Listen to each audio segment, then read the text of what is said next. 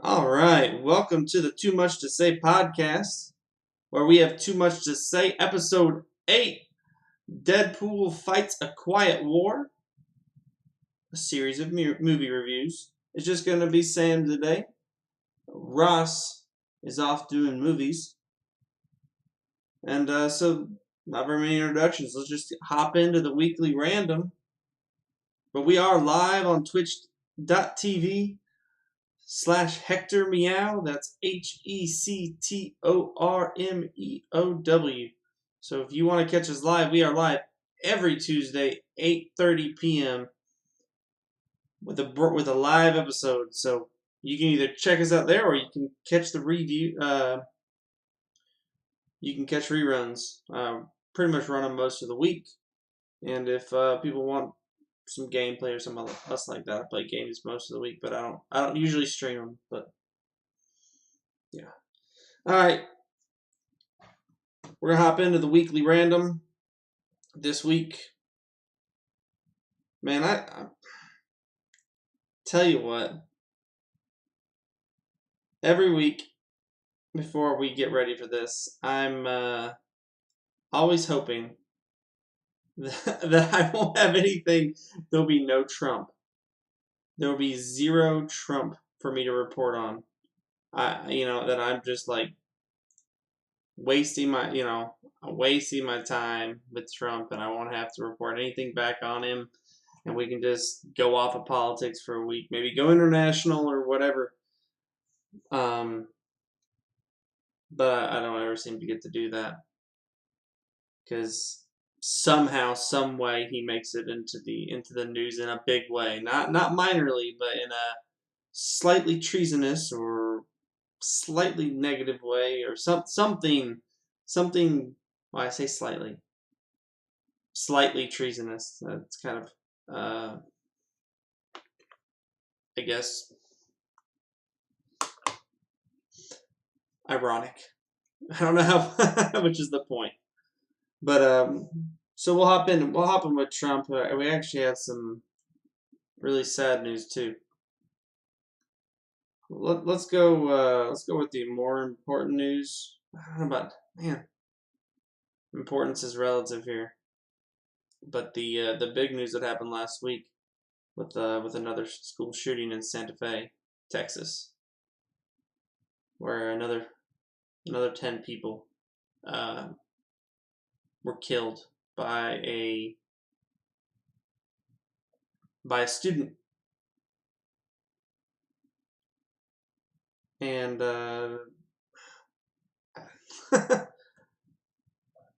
man, there's not much to say. It's just gut wrenching, I guess. Just horrible that this keeps happening. That we keep having this happen in America. We're not going to talk about we're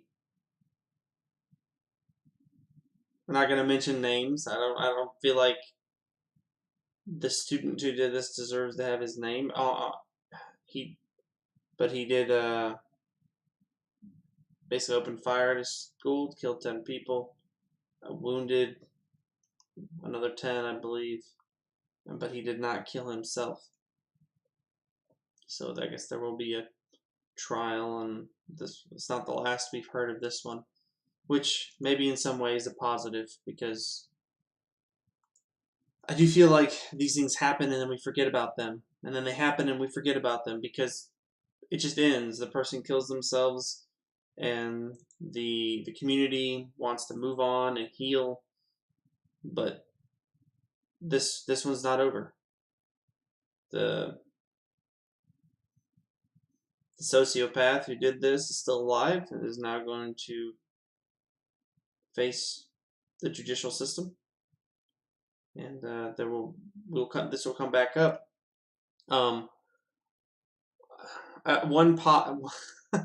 One silver lining to this is that J.J. Watt of the Houston Texans, amazing defensive end, been injured, but probably one of the best defensive players of all time. And a huge philanthropist in in Houston. For Houston, this happened in Santa Fe, but in the Houston area, especially with the hurricane that hit there, the amount of money and the fundraising he did, he's going to pay for the funeral costs, and it was just great to see somebody reaching out and trying to help. It's pittance at the end of the day. Everybody would rather have their child back, but it's a small way that he can help, and it is meaningful nonetheless. There's no point in demeaning that. One thing that the other piece I want to talk about of this is there was a great article in the Atlantic. I'll include it in the notes to this because it is just that fantastic.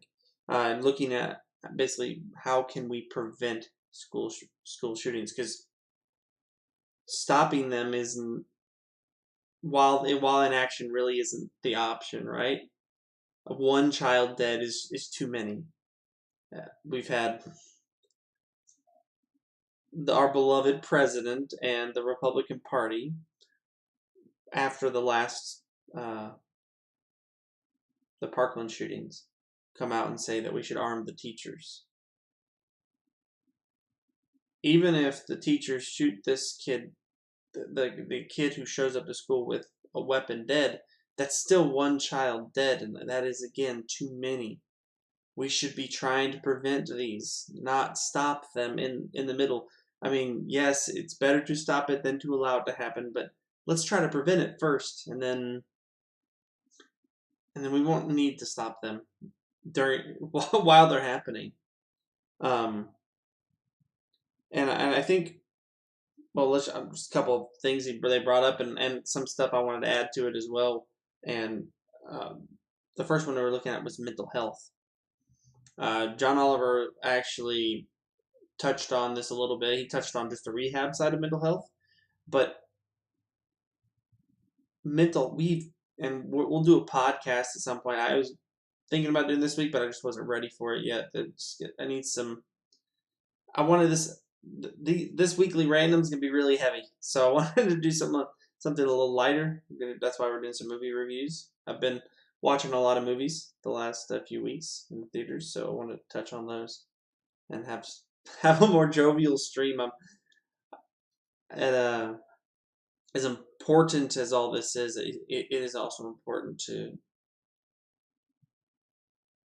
for it not to be the only thing we focus on. But we're gonna get through the weekly random, and then we'll do that. But the topic that I want to cover in the future will be mental health. Maybe even specifically in America, and we'll talk about it in general. But I just feel like we've got to do better. We so easily, as a country, look at physical health, so cancer, like all matter of diseases, and we say, we can understand that, we can see that, and so we can easily comprehend it, and we work with other people. We understand, this is the issue, this is how we need to overcome it, or not overcome it. Yeah, this is how we overcome it. We have treatments. You go through chemotherapy if you have cancer, or it's going to be a recovery period, so on and so forth. But with mental health, we're not understanding as a population. We view addiction as just weakness. We view mental disorders as weakness. We view, at the end of the day, it's always just weakness. There's no, the excuse, we don't allow it to be a thing. For the longest time, transgender was a 4-letter word. It was just, and we viewed homosexuality in the same way. Oh, well, it's a choice. These statements, and I'm not saying that being homosexual is a mental disorder. I'm just saying that these pieces of our personality, these pieces of our mind, the the disorders, but also the frames of references. We can't understand those of other people. We don't understand when someone is of a different religion. We don't understand when someone's atheist. We don't understand when someone comes from a different background. We're unwilling to understand other people's thoughts because they're not our own. We're so willing to dismiss other people. And this has extended all the way to mental disorders. It is a mental disorder to kill other people. Especially as a child, to go in with a gun. There are parts of them that something's broken, and I was reading more part of what they talk about in the Atlantic. Our article is kind of a retrospective on the Columbine shooting, and how the mother had absolutely no idea that was going to happen. That she thought everything was great. That the kid was actually engaged and happy for one of the first times, and he was just kind of withdrawn. But really, what was happening is he was super depressed, and he got kind of tied up with another kid who was a psychopath essentially, and they missed it essentially. But then other times with Dylan Roof and the Sandy Hook, the kid was mentally disturbed, and the parents knew it. They wanted to get help, but at the same time they had 3 other kids. Mental health is typically something that, again, we don't understand, so we start to point fingers that it's not just something that could be wrong with the person, but it's parenting. So now you might lose your other 3 kids because you have one child who has violent tendencies. It's a hard thing. Being human is hard. It's something that I was telling my daughter about, because she gets angry, she gets frustrated, and emotions are difficult. Being human is difficult. We don't understand ourselves completely, and we don't even understand our own emotions. Nevertheless, each other's. And in John Oliver's piece on rehab this past week, he talks about how rehab has no true definition, and I think basically they're able to get away with charging ridiculous amounts of money for almost no success, and that success is nebulous essentially, and that they'll just call up people, say, oh, you go to rehab for alcohol, and then you come out and they'll ask people, oh, well, they'll call them 6 months later, are you drinking? And they'll say no, because the person doesn't want. Basically, the lie, and they even have a guy on there from. They cite the documentary, but they'll basically just tell a lie, just to move on. And we spend so much time trying to understand the physical disorders of the body, and we spend so much time blaming other people. We should spend more time trying to understand this. I think that it's going to be one of the most important fields of the future for the world. We have to come to a better understanding of each other and of our mental states and our brains. That's difficult. That's humans trying to understand humans. We've done it with the body, but now it's a brain trying to understand a brain. My hope is that we need to put the resources into it. We need to put the funding into the research. We need to make these researches available. People need to not go in the Atlantic. They talk about, this is in John Oliver. They talk about basically don't go to just a rehab center. Go to a licensed physician for rehab and get his or her recommendation. But yeah, mental health. We'll talk. We'll probably do a whole podcast on that one. It's huge. I think it's something that we're, as a society, coming closer to understanding more and more, and something we need to continue to understand. Because I think when we do it, I think it'll bring us to, as a world, together. Anyone who's willing to open their mind to other people, that's how we bring each other together. Period. That's how Christians and Muslims can come together. That's how atheists. I mean, that's how atheists. That's how Christians. How every religion. Like, when you put yourself in someone else's shoes, when you try to see their opinion, good things happen. I mean, I used to be conservative. I used to be a Republican, and I mean, I can say this from my own experience, that a lot of what I believed because I didn't do that. I was somewhat, I guess, anti-transgender, but I was only that way until I actually read a thing on Reddit. I wish I could find it, but it was an account of someone who's transgender, and they were talking about how they hate.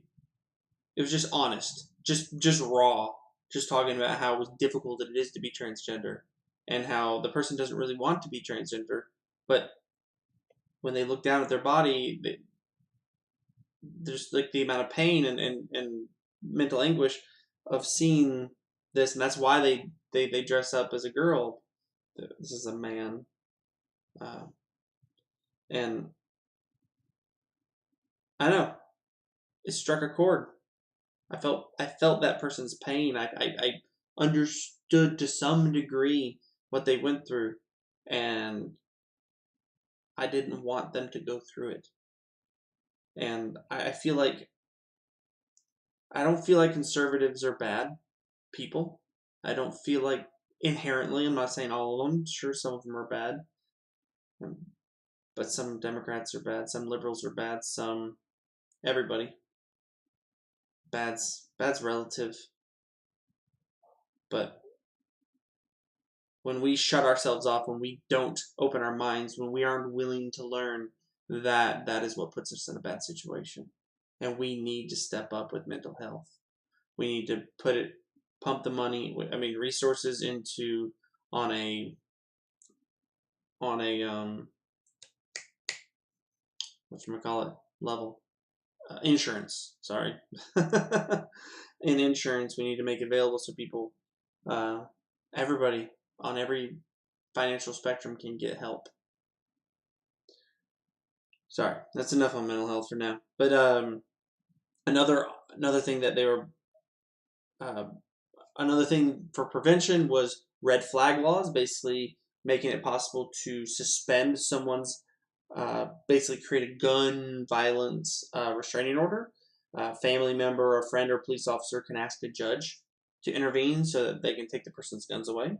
So basically, if someone, is dangerous, the friend or family member thinks that they will be inherently dangerous, or they're threatening, or they're exhibiting behavior that could lead to something, or they plan to something, or whatever, that they can intervene and take the guns away immediately. And they usually last for about a year, but can last longer if the judge deems this person is dangerous. Another one is just gun legislation. I know we've talked about it in the past a little bit here, but I do think that AK-40, AR-50s, AK-47s, AR-15s are something that we could. I don't think automatic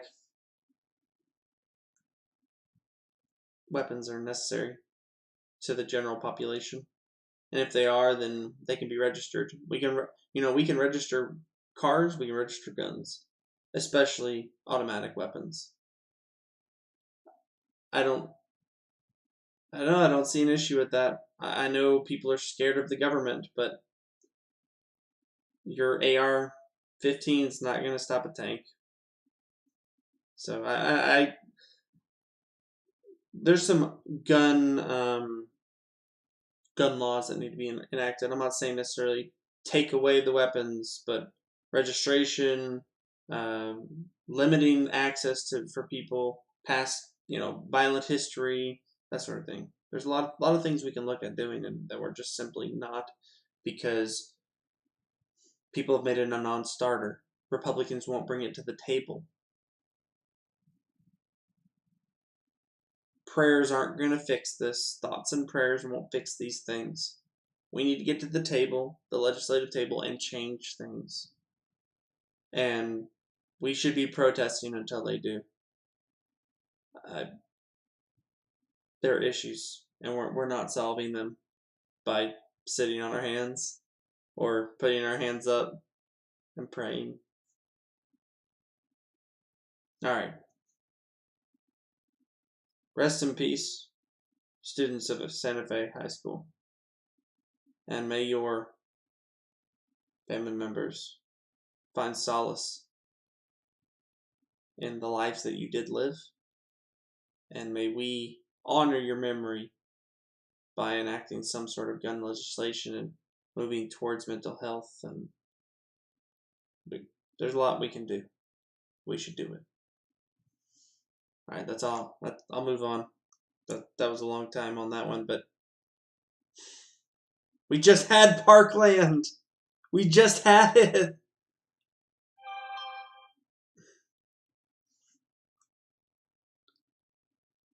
All right. Let's go positive here. We just went negative. We'll go positive, and then we'll unfortunately go negative again. But the Senate this past week voted to support net neutrality, to save it from the FCC, who is Trump's puppet.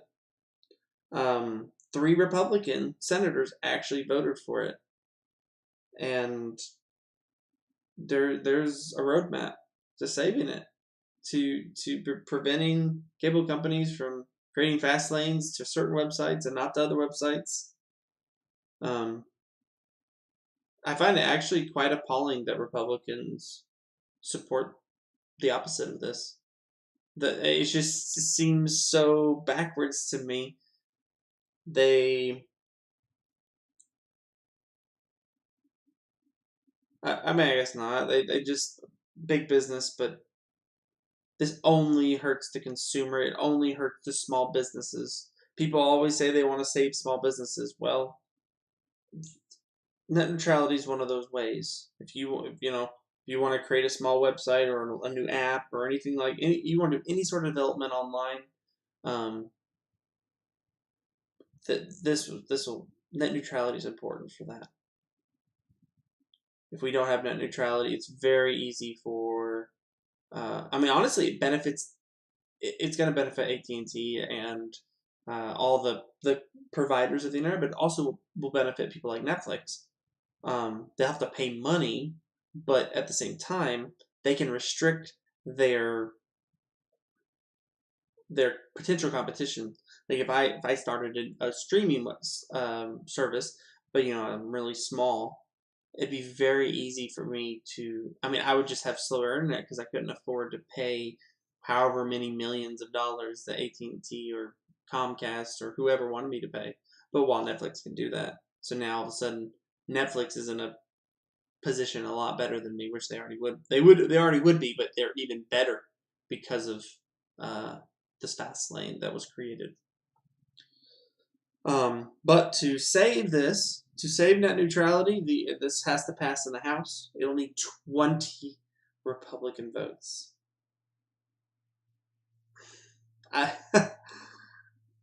Write your Congress people. Mine, Georgia, man, we don't. My House representatives and senators don't care. Not even a little bit. I've tried. Every single time I've written them an email or messaged them about this one, they respond with the negative every time, basically telling me probably didn't even read your email, but no, we don't give a fuck. So if you live in a state that's kind of on the balance, please write your House of Representatives. please write your congressman. Because they depend on you for their votes. And, I mean, in Georgia, they don't really depend on the liberals for their votes because they know that the conservatives will vote for them. But if you're in a swing state, if you're kind of living on a balance, like a somewhat liberal area, please write your congressman. All right. Net neutrality. Please. It's important. I know this is like beating a dead horse. It comes up over and over and over again. But honestly, that's how they beat us. By us getting complacent. I feel like that's what Trump's doing to us. He's trying to do it by just sheer numbers. Just sheer pain. just story after story after story after story. I feel like that's his goal. That's how he's gonna wear us down. It's the fatigue. We talked about it last week. It's the fatigue method. You know, it's a scary. It's the frog in the pot. When the frog's in the pot, if you throw a frog into a boiling pot, he's gonna hop right out. But if you put a frog into a cool pot and then heat the water slowly until it boils, you'll kill that frog. I feel like that's a little bit how Trump's trying to manipulate us. But that being said, to be honest, if we look at it, it's a lot of the water already boils in many ways. This past week, the New York Times was reporting on a meeting at Trump Towers in 2016. Basically, Trump Jr. met with and other aides met with a Gulf emissary offering help to win the election. So this meeting was Donald Trump Jr., Eric Prince, so that's Betsy DeVos's brother, and Blackwater, and then Joel Zamel, an Israeli specialist in social media manipulation, and George Nader, an emissary for two wealthy Arab princes. And they met together because Joel Zamel's firm had basically drew up a whole multi-million-dollar proposal for a social media manipulation effort to help elect Mr. Trump. The article states, "It is unclear whether such a proposal was executed, and the details of who commissioned it remain in dispute. But Donald Trump Jr. responded approvingly, according to a person with knowledge of the meeting, and after those initial offers of help, Mr. Nader," this is George Nader, the emissary for the two wealthy Emirates, did I unmute that? Hold on. There's no reason for me to have my desktop audio going here. There we go. George Nader, the emissary for the two wealthy Arab princes, was quickly embraced as a close ally by Trump campaign advisors, frequently meeting with Jared Kushner, Trump's son-in-law, obviously, and then Michael Flynn, who became the president's first national security advisor and is now basically disgraced. I mean, where there's smoke, there's fire. And I'll say this. Robert Mueller, please continue to do your thing, man.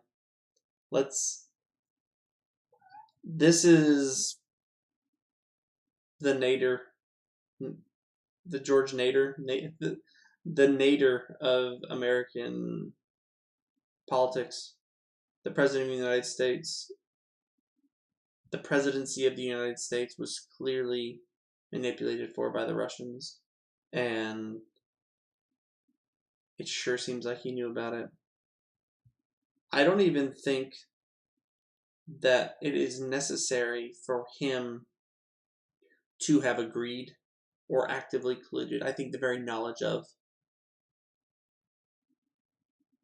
anything happening like that without bringing it to light should qualify him to be removed from office. And I am we need for the liberals to win the elections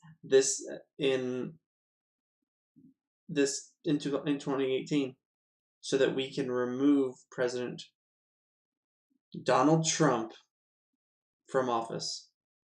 Please go out and vote. Please.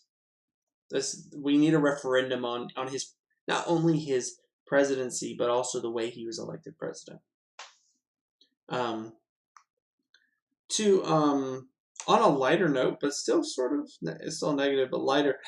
I did something. Maybe most of you done this more recently than me. I did something for the first time this week. I descended into Trump's Twitter. And because he posted, I mean, I've seen him post other things in the past. Now, I never went to the Twitter, but I've seen like Trump criticizes Trump, or that people on Reddit where people bring back old tweets. But this one is something that happened over the past weekend. So here, let me bring it up. I went to his Twitter recently for the first time, and oh my goodness, I could not have comprehended how bad or what to expect. Like, I knew that, I mean, I'd seen obviously all the classics, but it is just word vomit. The man doesn't stop. I mean, I don't know if you've ever heard Hamilton, the man is nonstop. It's the opposite. Hamilton was like a creator and like a genius. This man just spouts nonsense 24/7. I was looking at, he posts like 9 tweets in a single day recently. This is the president of the United States. The man who should be so busy governing our country that he can't tweet 9 times in a single day. Just fascinating. Fascinating where we're at with this. All right, let me bring up the tweet that caught my attention. All right, here we are. Move it over a little bit. I hereby demand, and will do so officially tomorrow, that the Department of Justice look into whether or not the FBI/Department of Justice infiltrated or surveyed the Trump campaign for political purposes, and if any such demands or requests were made by people within the Obama administration.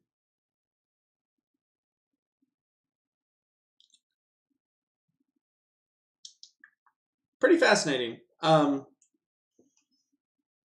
Trump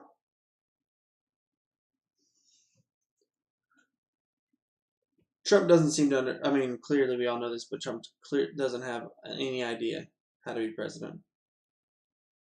He has no idea how the government works, or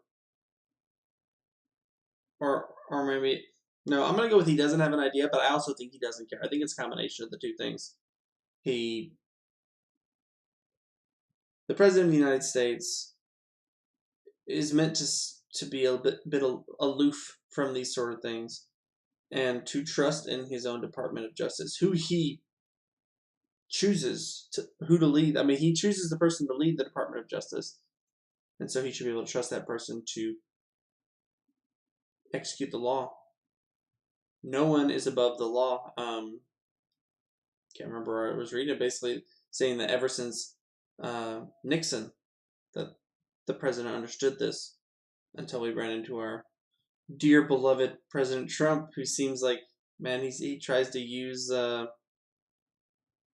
mean, if he could, he would have the Department of Justice just hunt down Hillary Clinton and Barack Obama if he could. If he could have both of their heads on a spit, he would.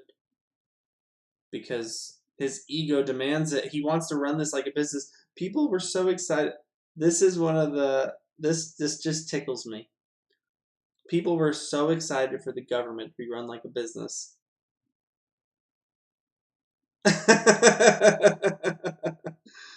Why? Have you ever been a part of a large business or business at all? Businesses are not inherently better than the government. They also have 2 different functions. Businesses only have one purpose, and that is to build and grow themselves financially. and sort of in power at the same time. I mean, kind of they go together. Their influence to grow influence, so that they, the more influence and money and power you have, the better for a business. I don't really feel that should be any of those should be the goal of the government. Also, businesses in many cases are super disorganized, even the big ones, and yet people want Donald Trump, who it doesn't really have any idea how to run a business.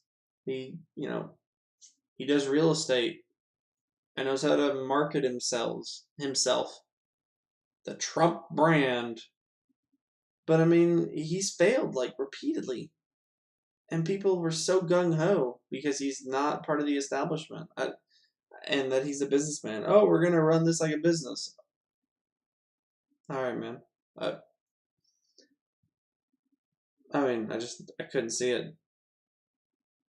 I never have been able to see it. All right, let's move on from that. Let's move on to. Let's move on to let's move away from politics. Away from politics for today. We're gonna move into our topic for today, which is Deadpool fights a quiet war. I'm gonna cover the last 3 movies that have been number 1 at the U.S. box office, which was first A Quiet Place.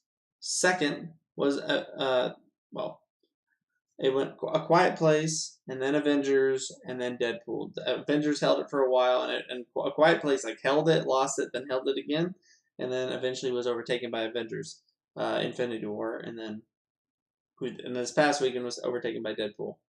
So we're going to cover those 3 in that order. So A Quiet Place, and mind you, there will be spoilers. So if you haven't seen Deadpool, you haven't seen any of these 3 movies, go ahead and turn this off, because I'm gonna ruin them. If you don't mind spoilers, keep on plugging on then, because should be pretty good stuff. I enjoyed the movies. I enjoyed A Quiet Place. I thought it was fantastic. I thought the opening sequence where they are meeting, where you meet the characters, meet the world, is very visceral and does a great job explaining the world that our characters live in. This world of horror, obviously, but this place where there's these large creatures that are very sensitive to sound. I mean, I guess I knew that. I would be interested to know how I'd feel about that opening sequence had I not known a little bit about the film. But I did know that there were these creatures that were very sensitive to sound and all that before coming in.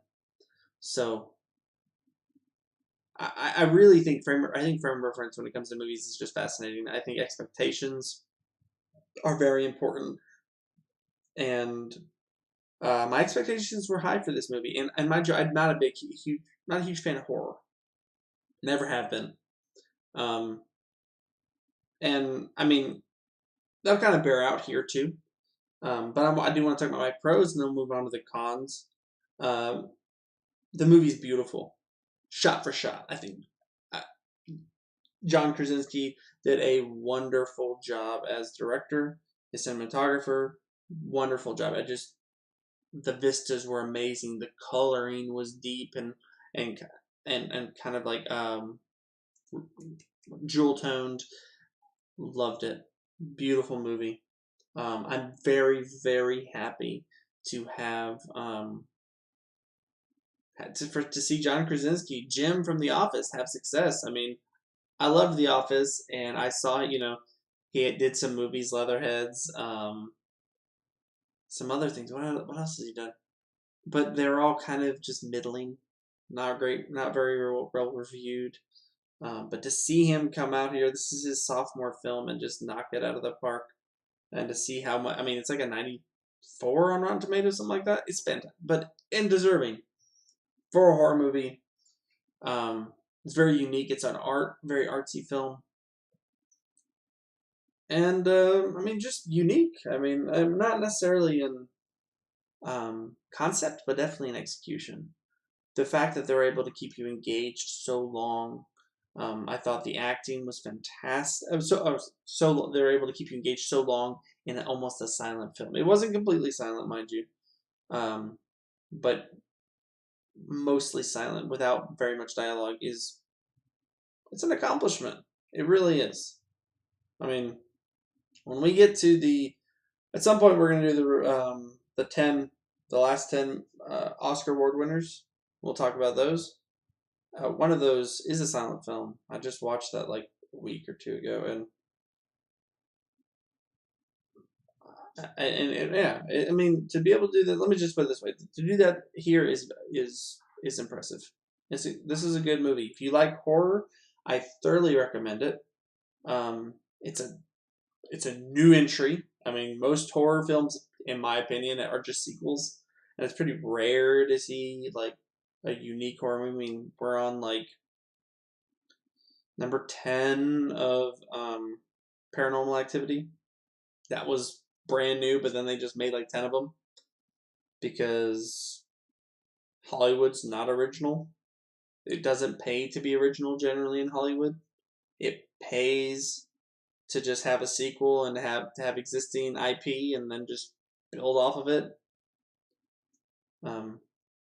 Yeah, good movie. I like I said, I thought that opening sequence was just amazing. Very well done. Great job, John Krasinski, and nothing like bringing your wife along with Emily Blunt. So, thought yeah. That being said, the reason I don't like horror films, um, is because they're realities I don't want to live in.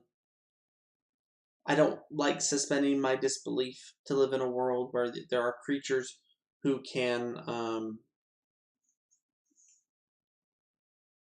just kill people instantly, or where there are ghosts, or I mean, it's all fiction, and I don't want to. I don't want to live in that world, so I'd never like horror. Um, the other they do use the other trope of horror, which is dumb decisions cause major issues. So, like at the beginning of the film, the child um, finds I believe it's like a NASA airship, or it's some sort of like not ship, but plane, and he has the batteries and turns it on, and he ends up dying from it. But his sister like gives him that plane back after his father takes it from him. That's just, I mean, I know she's a child and he's a child, and I don't know so much blame him, but as an older sister, that's just one of the dumbest things.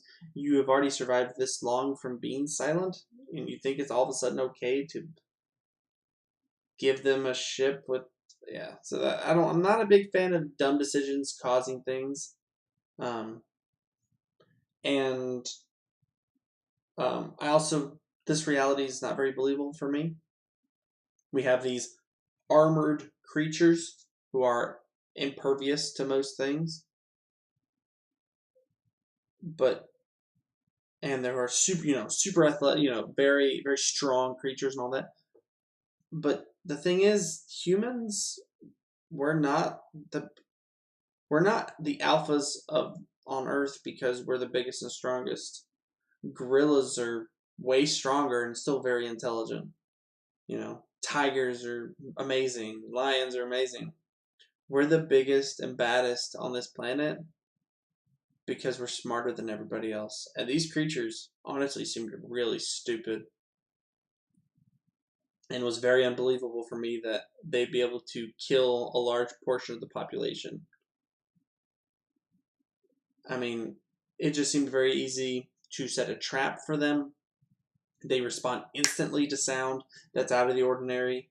So if you make up, just set a trap, just put an alarm clock in the middle of a field, and get armor-piercing bullets or some sort of bomb, some sort of explosive, and you just tie them together or stand out from the side, you set the alarm off and set a bomb. I mean, that's such a simple solution that would work over and over and over, unless these are learning and then they don't respond to that sort of thing. But that's not what we saw in the movie.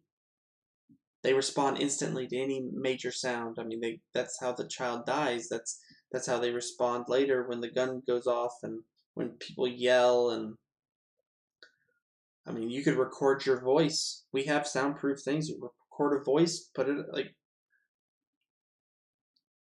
humans are smarter than that movie. That's my at the end of the day, that's my biggest problem with the movie. It's unbelievable that a creature of that nature could do anything to us. I think that we would instantly destroy them. They might kill a couple hundred if they get they surprise us. But I mean, we have armor piercing rounds. I mean, and then the ending solution of the movie is that they use these high frequencies to disrupt these creatures. I mean, I just don't. I just think we think of it. I don't know. I'm gonna move on from it because there were too many plot holes from that perspective for me. But as for a great horror movie, recommend it. Beautiful, again, great acting. But again, not for me. I'm not, but happy I saw it. I guess happy I saw it. All right. So that is Quiet Place. Next up is Avengers: Infinity War. I was super hyped for this movie. Have been watching. I mean, I've seen every single Marvel Cinematic Universe film. Uh, watched the cartoons growing up. Just love superheroes. Just love the superhero, and I love this new renaissance. And not new now, but I mean, back when I was younger, before Iron Man, there were no superhero movies. I mean, there was old thing. I mean, Superman was around, and it was from like back in the day, but they had even that took a long gap, and they just weren't. There wasn't anything until Batman Begins, and then Iron Man, and then like that just launched us on this amazing path to this movie right here. This movie and the next movie. Um, and I, I mean, I had really high expectations for this movie, and in so many ways, this movie lived up to it. Action sequences amazing, top to bottom, from start to finish. Enjoyed all of it. Enjoyed all of it. Um, I also was just amazed that they were able to get there were 28 heroes from the Marvel Universe in this film, and it was amazing to me how well they brought them all together and made them feel relevant. I mean, some of them had smaller parts, some of them were just in credit scenes, um, but the major ones felt relevant. They felt like they were they riffed off each other well. They didn't really overstep each other. The quote unquote star power level felt really like respected. Like all the main players. It was a I mean it was a work of art in that respect. I just amazing. I for the longest time before this movie came out was wondering how they were going to be able to do it because I mean you see a movie like Guardians of the Galaxy and it's Star-Lord and just and the crew and the Guardians and just but it's mainly Star-Lord and he just gets to riff the entire movie. And then you go see Iron Man. It's just Iron Man just riffing the entire movie, or Captain America, or um, Doctor Strange, Thor. I mean, they're such powerful actors with such powerful parts throughout. They all have their individual movies, but then they brought them all together in such a meaningful way, and I just was excellent. 10 out of 10 on that respect. I also really liked how Thanos the giant purple thumb, as people call him, felt real. That was amazing. And I mean, obviously it was CGI, but to be able to make this creature who wants to destroy half the universe, like, come off as he actually, like, have some sort of pathos, some sort of emotion and desire to actually, like, why he's doing it, and then to actually feel like he sacrifices something when he kills Gamora. Again, spoilers. is impressive. I mean, to bring a CGI character with such a lofty and just horrible goal is impressive. I mean, I gotta say, I wasn't expecting it. That's kind of what I like. That's what I like what I'm not expecting. I like to be surprised, I guess, positively. Now on to kind of my negatives here. There are quite a few. Um, And some of them you just gotta accept. It's a superhero movie. My number one, which I hate the variable power levels that we see in superhero movies, where in one scene, you know, a superhero is really strong, and the next he's not as strong, or the villain the same way. The villain will be super strong here and then weaker here, and that just feels bad. I know why they have to do it. Gotta heighten that emotion, heighten that emotion, heighten the stakes. But I don't know. It's the one thing. It's hard. It's the hardest thing for me to suspend my disbelief for is the variable power levels. And that's what happens when your power come from all over the place, and you have to somehow make everybody relevant. But I mean, Thor could just destroy everything if he just uses, thunder power, which, to my knowledge, has no limits. So why not just strike when like in this movie, he shows up with his axe to come kill Thanos, and the battlefield just has, it's just crawling with the creatures, and why not just chain lightning them all dead? Or just repeatedly do it over and over again. If you can't do it enough to kill them all in one go, just I mean, just thunder, lightning strike. Woo! Sorry about that one. Just repeated lightning strikes until it's over. Um, it's something you see in Avengers as well. And it just bothers the mess out of me. Um, I guess another one for me was the fact that they wanted Scarlet Witch to destroy the Mind Stone. That felt like it's just a plot device.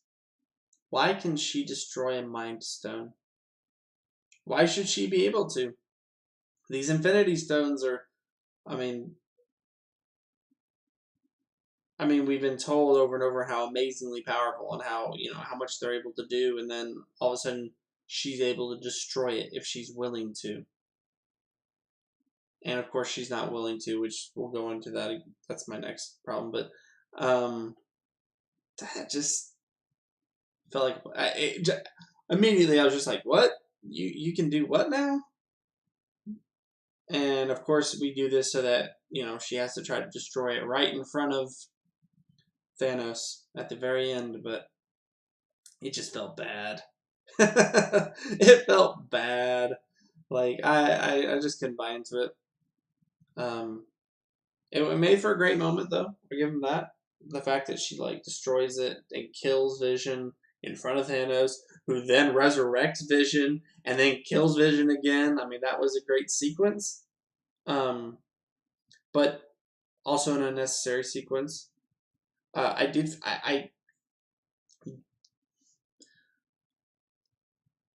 didn't like how our heroes were all of a sudden weak because of the people they loved. Because the gravitas of the situation seemed to merit more. I don't feel like they thoroughly explained to me why you would not be willing to sacrifice a single person to save half of the universe. Now, I understand to my mind, it's very difficult to comprehend the entire universe and half of it be going away. But if I just thought about, I mean, if we go smaller, and if I said, okay, half the world is going to die, okay, that still might be too big. But if I go, let's go small, and I said, half of your city will be murdered. If you give up one person, would you be willing? I mean, I don't know what your threshold is. That's a question between you and your, that you got to answer with yourself. But half the universe, trillions of beings. I mean, I don't know if this was just sentient beings, or are we including dogs and ants and all that? I felt like it was just sentient beings, which leads into a whole nother weird discussion of how that all works. So do dolphins go?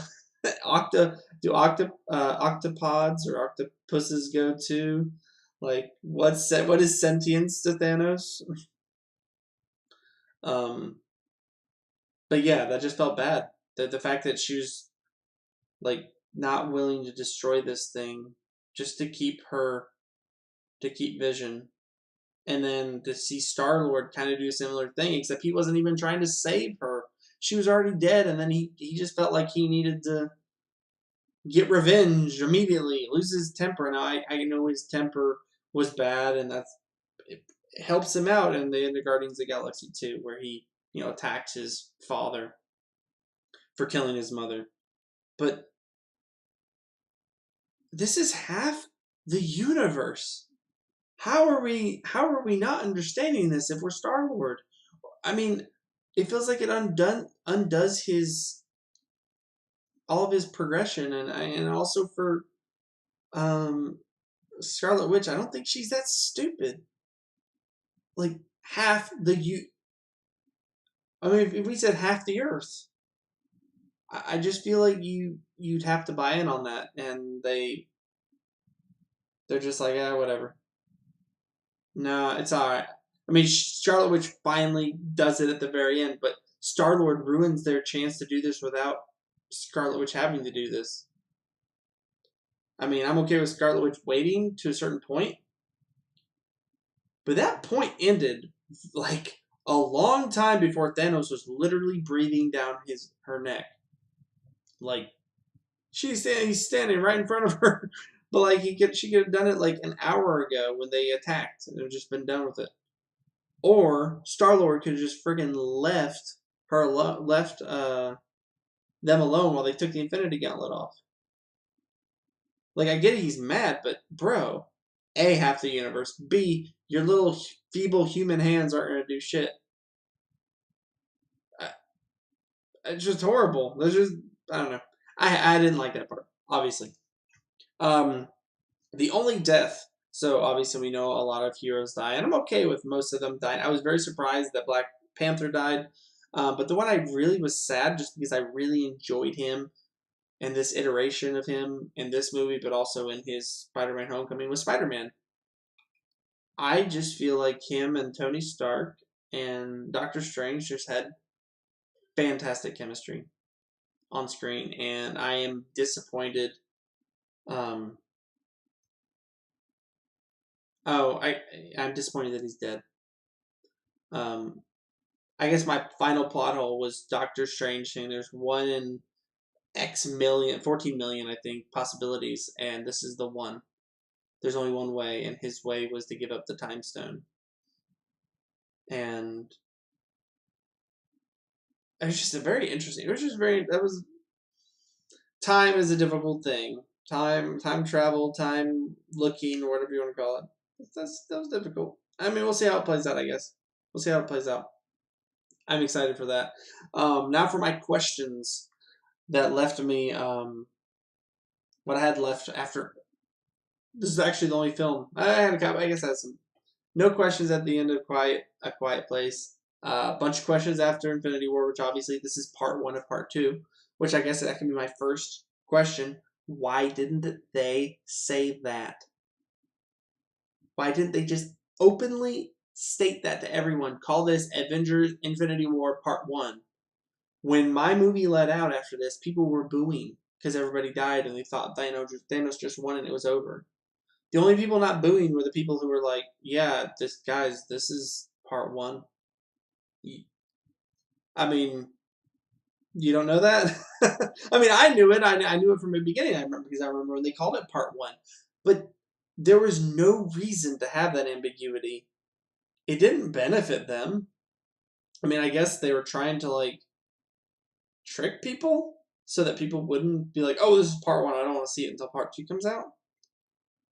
But people aren't that patient. Maybe some are, but not like 0.001% of the population. Like very, very small numbers. I sure as hell I'm not that patient. I was gonna go see this movie regardless. I mean, obviously, because I knew it was part one and part two. And most of the die-hard fans knew it was part one and part two. So I just completely disagree with the with that, and it was just stupid. Um, Next question. I guess more about part two. No, let's go between part two. Do we have hype for Ant-Man and Wasp? Absolutely. Not as much as most. I did enjoy Ant-Man. I did think it was one of the lesser. I'm very, very curious to see how they are going to tie in the the Infinity War, which just happened, and yet this is going to be set in on the Earth, and I guess a little bit in the past. I really, I'm curious to see how they're going to do that one. That'll be very, very interesting to me. Um, yeah, that'll be curious. But I'm still excited. I think Paul Rudd's fantastic as Ant-Man. I just like Paul Rudd, period. I think he's a likable dude. I've been impressed with everything he's done. Just, he's fun to like. He's got a great smile. I'm always rooting for him. And Evangeline Lilly is, as Wasp, is gorgeous. I think she's a great actress. I'm glad to see her not in, in The Hobbit. I thought she was fine, but I just thought that was just ridiculous that they brought in this, female elf character to fall in love with a dwarf. That was just absurd. Absolutely absurd. That whole Hobbit. I am a die-hard Lord of the Rings fan. Read the books multiple times. Watched the movies ad nauseum. Extended edition, all that. I don't even own The Hobbit. I thought it was horrible. And I thought adding her to it, they could have added her, but that whole romance nonsense, just no. So, that being said, I am glad to see her in The Wasp. I'm glad to see her. She's like just another, movie star who I'm happy to see succeed. Also, on another note, my wife actually met her uh, down here in Atlanta because she was filming, I believe, maybe even Ant-Man and Wasp at that time. And she actually met Evangeline Lilly when she was taking her son. My wife was taking our daughter to a play to go do like a gym, like a gymnastics gym, and Evangeline Lilly was doing the same thing, and so that was just pretty cool. So yeah, rooting for Evangeline Lilly, rooting for Ant-Man and Wasp, excited, very excited.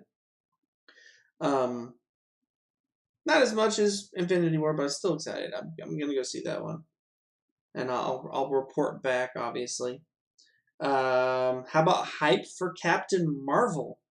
The At the end of the credit scene, they revealed that Captain Marvel. Well, they don't reveal Captain. They have her Captain Marvel symbol on.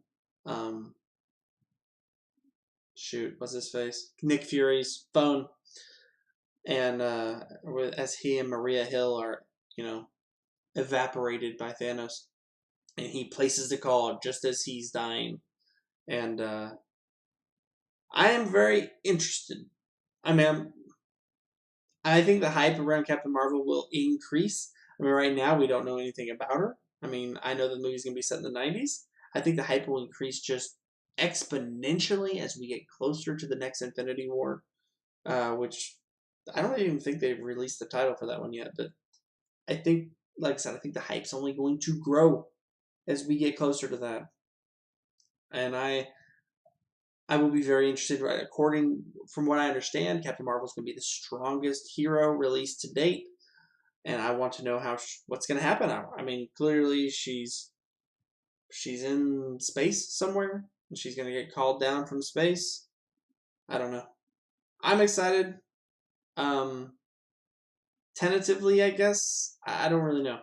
Because I know nothing about her other than I know things from the comic books and that sort of thing, but I know it's going to be set in the 90s, and I don't know much else about the movie, and I know that she's going to come back and help fight Thanos. So I'm very curious. It's it's different. It's interesting that they're going to introduce a new character in their own feature film, and she's the first female character to have her own feature film, and they're going to do it right before Infinity War 2, and then she's going to come in, and I love it. I just love the wrench being thrown in, thrown in the works right before Infinity War 2. I find that spicy. I like that. So excited on that note. Will they stay true to the comics? No, they haven't stayed true to him now, and they won't stay true to him in the end. In the comics, he was beat by Thanos was beaten by Adam Warlock, who was supposed to be introduced, but they never really introduced him. I'm pretty sure he was at the end of Guardians of the Galaxy 2, but that's where that ended. So, if you're wondering that, the answer is obviously no. Who's going to come back? This is one for me. Who is going to come back in Infinity War 2? I obviously think everybody who was destroyed by Thanos will come back with the Infinity Gauntlet. But the real question is, will Loki come back? Will Heimdall come back? I don't know. I want them to. And the only reason I want them to, I mean, I like people dying and staying dead, but at the same time, Thor 4 needs to happen. I know there's no contract out there for it at all, but Thor 4 needs to happen. Thor Ragnarok just left such a taste in my mouth for more Thor. Like Thor. I mean, it was not a perfect movie, but all the other major solo careers just came to a close for me. Iron Man's dying. I mean, I feel like Iron Man's just done. Captain America's coming to a close. I'm ready for them to end, but I just felt like Thor Ragnarok breathed new life into Thor Ragnarok. Or into Thor, sorry. Thor Ragnarok breathed life in Thor. And I want to see more Thor from Taika Waititi. I want to see what he'll do this time. I want to see. I mean, I imagine he'll improve. The plot will be better. The dialogue. I mean, the dialogue was wonderful, but the plot will be better and everything. I want to see another go. Give Taika another Thor movie. And I guess another question is, will more people die in Infinity War 2? I kind of think we might lose Captain America. We might lose Iron Man. Those are a couple that. I mean, their movies are done. Captain America does die in the comics, and he's replaced by Bucky. Is that going to happen? I don't know. Like I said, they're not going to stay true to the comics, so anything's on the table. I think they proved that with the way they've done this. So I am excited for that. And I'm just as I was excited for this upcoming one, the next one that we're about to talk about, which was Deadpool 2, just released last week. And pull it up real sec. Which was awesome.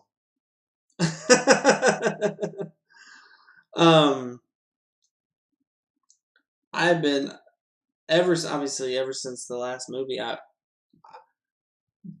Ryan Reynolds, sir, and I know you know this, but you have redeemed yourself. And you poked fun at it in this movie, but you redeemed yourself, sir. Right now, spoilers. Again, this is the most recent one. Spoilers. And you might have seen the other two, But if you're going to go see Deadpool and you want it to all be a surprise, turn it off now. Um, Deadpool 2, Deadpool 1, amazing movie. If you haven't seen that one, go see it before you see Deadpool 2. Not that you need to, it's a good standalone movie. But, I mean, still probably better than this one, Deadpool 1. And I loved this one. But go see Deadpool 1 and then go see Deadpool 2. Deadpool is just phenomenal in its own right. It does a great job. Just the franchise. I mean, the whole point of the franchise is to make fun of superheroes. And after getting done with Infinity War and the gravitas of Infinity War, it was great to have to flip back to Deadpool 2. And this iteration of Deadpool brought to us by the singularly talented Ryan Reynolds, who sacrificed himself to be in a Wolverine. I think it's called the Wolverine, and he's Deadpool, and he has like skin on his mouth and he can't talk. He does a great job bringing Deadpool to us. That's if you haven't seen number one. If you haven't seen, I recommend seeing number one and then go see number two immediately afterwards, because number two is fantastic. Pros for this movie. It always kept me. The reason I like Deadpool is because I never know what's coming. Anything can happen. Anybody can die. Deadpool could die. I mean, if you had told me that Deadpool died halfway through this movie and he wasn't in the rest of the movie, I wouldn't have been that surprised, I guess. Because he does try to die, actually, which was surprising. I wasn't at the beginning expecting Vanessa to die early. I kind of caught on to that when they were talking about babies and getting too comfortable, and action movies aren't built around comfort. They need more drama. But I really loved. I mean, the gags were crude and stupid and wonderful.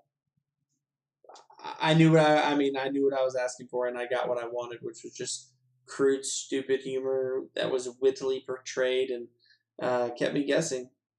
I mean, does it make me base? Does it make me crass? Does it make me maybe stupid even? Maybe. But I fucking loved it. So I would definitely recommend this one. Another pro, one of the big pros for me was Domino. Zazie Beetz. She was amazing. And I wasn't even sold on her being in the film when it was originally coming out. Like, I didn't like. It felt very much like, oh well, we're just gonna replace Domino with a black character. We want to have a black lead, but because the only reason I felt that way is because Domino is all like, she wasn't just white. She was like literally like paper white with a black eye. And then to be like, okay, well, we're going to have a black character with a white eye. It was like, that being said, she was perfectly cast. She was amazing. I am okay with them doing this all the time, as long as the reason they're casting is because, to have the best person, have the best actress, and that's what it felt like here. So I really loved that. I thought Zazie was fantastic. Domino was charming. She won me over. Like, she just had swag. Like, I loved it. So props to her. Props to the casting. Great choice. Zazie was fantastic. You go see the movie for her. If you don't want to see it for anything else, go see it for Zazie. She was wonderful. Another surprise was, I love the cameos. And I didn't even catch two of the cameos during the movie. But the first cameo, the one I actually did catch, was Brad Pitt as Vanisher, which never heard of Vanisher, but Deadpool in the movie tries to recruit X-Force. So he tries to he goes to LinkedIn and tries to bring in new superheroes, and they bring in Vanisher, and the whole gag is they can't see him at all. And you're not even really certain that he exists until he finally dies, because every member of the X-Force dies. But when he dies, he gets like electrocuted, and for like just literally like 1 or 2 frames, you see Brad Pitt's face, and then that's it, because Brad Pitt was the Vanisher and he died. So that was great. The other cameo was Matt Damon and Alan Tudyk as rednecks. To be honest, I didn't even catch it. I had to go back. I saw Alan Tudyk's name in or Tudyk's name in the credits, and I was like, where was he? And then apparently both of the rednecks. That was Matt Damon and Alan Tudyk. And I'll be honest, going back, I couldn't even. I tried to find some pictures or something, but I couldn't. I didn't even see Matt Damon. So great costuming there, I guess. But another positive was the love interest of uh, Negasonic Teen Warhead, which was Yukio, which is a Japanese girl, and she was just. Let's be honest, she was charming. She was wonderful. She's she's just such a good opposite for Deadpool that it's wonderful. Like, she's everything that Deadpool isn't. And the way they interacted, and Deadpool's just his by Yukio, like, I loved it. Loved it, loved it, loved it. Obviously, credit scene. If you see this movie, stay to see the credits. Ryan Reynolds kills it. I mean, this is where the final stroke of this final pro I'm going to go in on this movie is Ryan Reynolds, and the most deserving. I was reading a review by somebody else who was saying that Ryan Reynolds, like, anybody could play Deadpool. That is not true. This is his movie. He made this. You can't say you could replace him with somebody else. If you replace him with someone else, the movie is completely different. Like, that's asinine. It makes me angry just thinking about it. You can't replace Ryan Reynolds with somebody else. He was fantastic in this movie and was great in Deadpool 1. And just all the meta playing around Deadpool and around Ryan Reynolds, the fact that he was Deadpool in the Wolverine and he goes in the credits and he kills him, and then he played Green Lantern and pokes fun at himself the entire time. That whole, like, shtick, the anti-Ryan Reynolds being played by Ryan Reynolds, like, it just adds a layer to Deadpool that you couldn't get from another actor, because he's able to poke fun at himself, because the whole point of Deadpool is to poke fun at superheroes. So you have an actor poking fun at himself while Deadpool pokes fun at himself. Like, it's a great meta that you couldn't get from anybody else. So fuck you people who say you can change. You can't change that out. That's ridiculous. Cons. These are few. I'm gonna be honest. At first, I didn't have any. I came away and I was just happy. The movie was a little too sentimental. This is how I like my sentimental. I like my sentimentality mixed with some irony and crude humor, which is what I got. But that scene at the end where they're trying to convince you and trying to convince Fire Fist, the Russell Collins or something like that, to care about Deadpool. I didn't like that. It just went too far. It felt forced. So that's my main criticism. I didn't like the death of Terry Crews. I liked that all of the X-Force died except Domino, and I liked that they brought Peter back at the end, and I really liked that. Peter was low key, the star of the film, if we're honest. Let's be honest. He is. So I like that. But I didn't like that they killed Terry Crews. I want more Terry Crews. Doesn't have to be in this movie, but I want more. Bring, everything he's in, he's fantastic. And the whole it seems like they're trying to blackball him because of his involvement in the Me Too movement, even though he's a guy. It should be okay for men to speak out against sexual abuse of men. I don't know. It's a wild thought. But I want more Terry Crews. I also want more Shatterstar. I don't know. He's pretty wild for a superhero when Mojo World's not like super believable. Like it would be similar to how they brought Thor and everybody like Thor was perfectly brought in because Asgard is an Earth. We already have Asgard. But yeah, I want more Shatterstar. I do. I don't know how they do it. And obviously he's dead in the Deadpool universe. But if we could somehow do Shatterstar in something, I would appreciate it. I like Shatterstar. And I think Mojo World's weird. Like if you go weird with it, I guess, and you go like kind of what they're trying to do with Venom, make it a rated R movie. I don't, and I'm not sold on Venom. Speaking of such things, not even a little bit. Not yet, anyway. I mean, Tom Hardy, I'm on board, but to be honest, the dialogue seems kind of lame, and so I'm not sold. But I am excited. I think Venom is one of the best characters, so I would love to see him done well.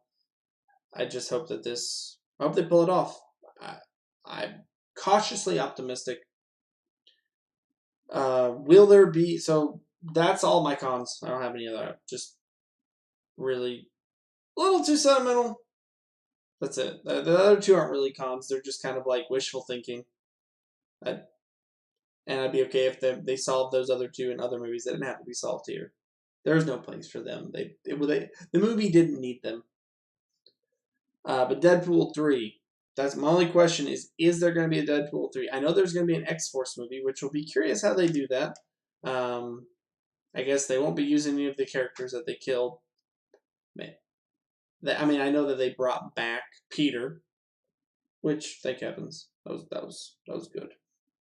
Then they brought back his lady, Morena Baccarin, Vanessa, which is good. I mean, the fact that they brought her back makes me very curious on what they're going to do for Deadpool 3. There has to be one though. This grossed 125 million in the U.S. alone, over on its first weekend, 300 million internationally. So there will be a Deadpool 3, which is great. I'm sure I have complete faith in our Lord and Savior Ryan Reynolds, who again has redeemed himself for any sins he has committed as Green Lantern. I think we can all be safe to say they were not his fault. We can blame the people who wrote the script. So, I mean, we absolve Ryan Reynolds of all sins with this movie. I mean, he's proven he's got 2 under his belt. Deadpool 1 was enough for me. I liked him after that one. It's kind of like how Matthew McConaughey like revived himself. He went on like Dallas Buyers Club and all this thing to like make serious movies, and then he was in Interstellar. So I'm on board, Ryan Reynolds. We need more. He's gonna be in like Detective Pikachu or something. I don't care. I'm on board. You sold me. You sold me. So my only hope. This is just me throwing this out here that maybe Dopender could be the bad guy. I'd like that. I do wish more of these superhero movies. If I had one like kind of critique, there's going to be another one. Why not work the bad guy of the next movie into your previous movie? Like sort of like Batman Begins faded into Dark Knight with the Joker card. It doesn't have to be complicated. I'm not saying you have to like be crazy with it and it needs to be an integral part, but just work it in at the end somehow. Throw us a bone. I mean, this one they have Juggernaut who's going to be on the loose, who survived. Dopender's now got a thirst for blood. Maybe they do something with that, but I just don't like when it's de novo. Oh, a new super villain has arrived from nowhere, and it's like you guys had the opportunity to set this up. Why not just set it up? Like Marvel, super guilty of this. Super guilty. There's no reason that the 3 Iron Mans that they did I mean, I guess maybe Iron Man 1 they didn't know, but Iron Man 2 and 3 could have been tied together.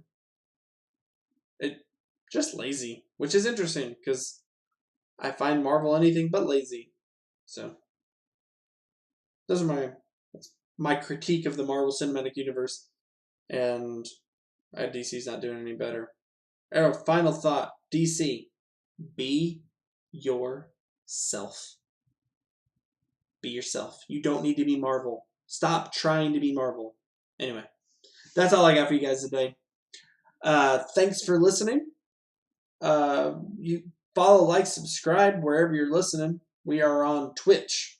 We are on Stitcher. We are on Spotify. We are on iTunes.